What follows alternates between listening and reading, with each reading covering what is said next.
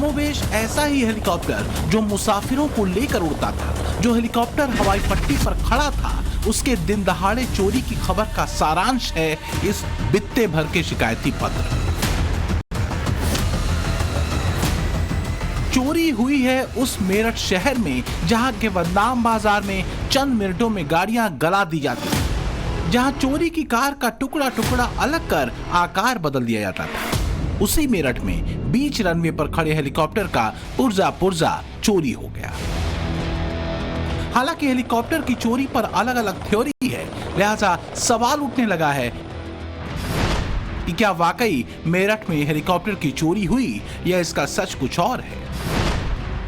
कौन है कैप्टन रविंद्र सिंह जिसने हेलीकॉप्टर चोरी की रिपोर्ट लिखवाई है? इन सवालों का जवाब जानने के लिए ये जान लीजिए कि यही वो SAR aviation service private limited का हेलीकॉप्टर है जिसके बारे में दावा है कि उसका पुर्जा पुर्जा चोरी हो गया, वो भी तब जब यह हवाई पट्टी पर खड़ा था।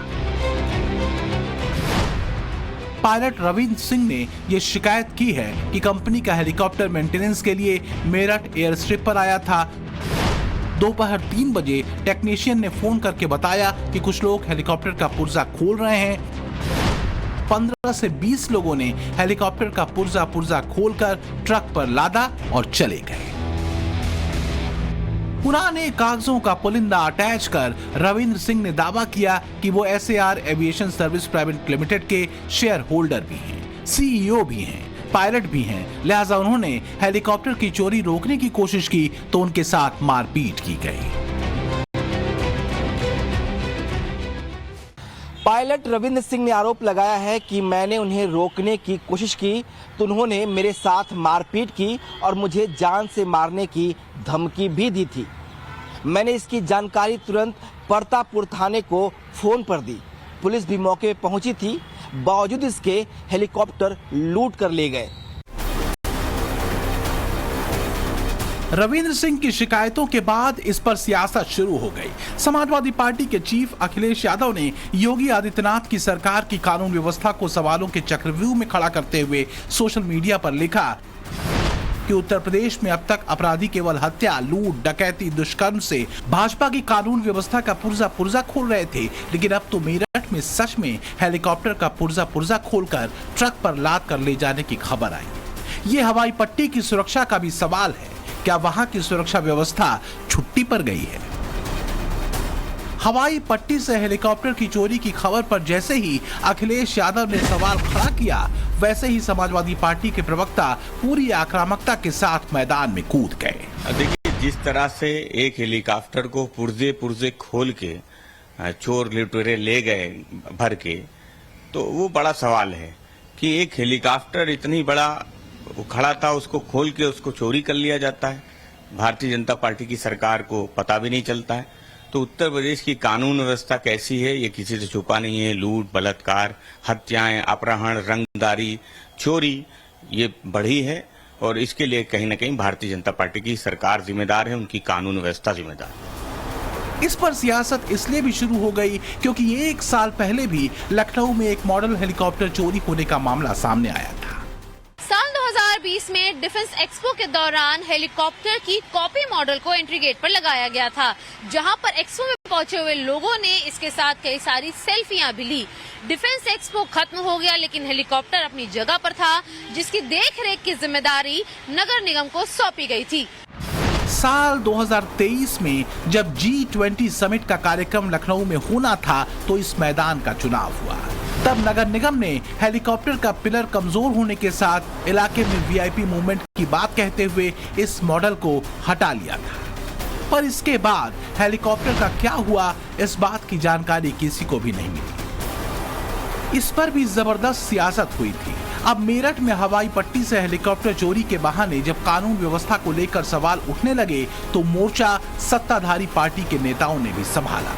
अखिलेश यादव की जानकारी पर ही सवाल खड़ा कर दिया।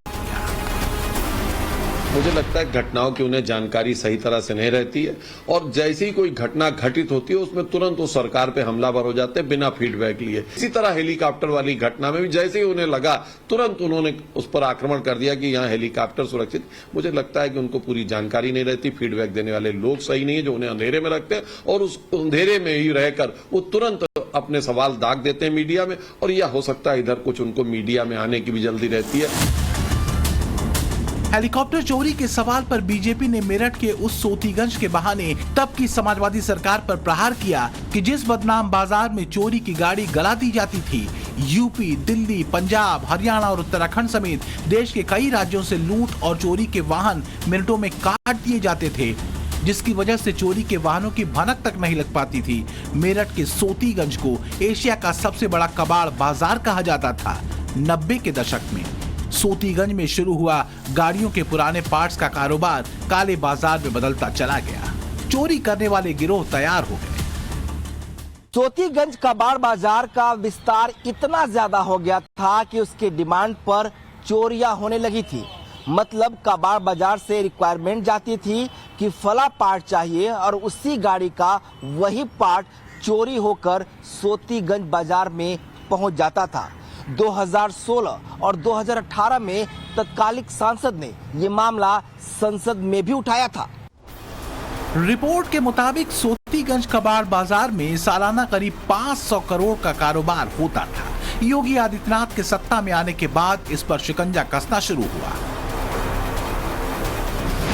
सोतीगंज की रीढ़ माने जाने वाले 37 कबाड़ियों के खिलाफ 3 गैंगस्टर एक्ट के मुकदमे दर्ज किए।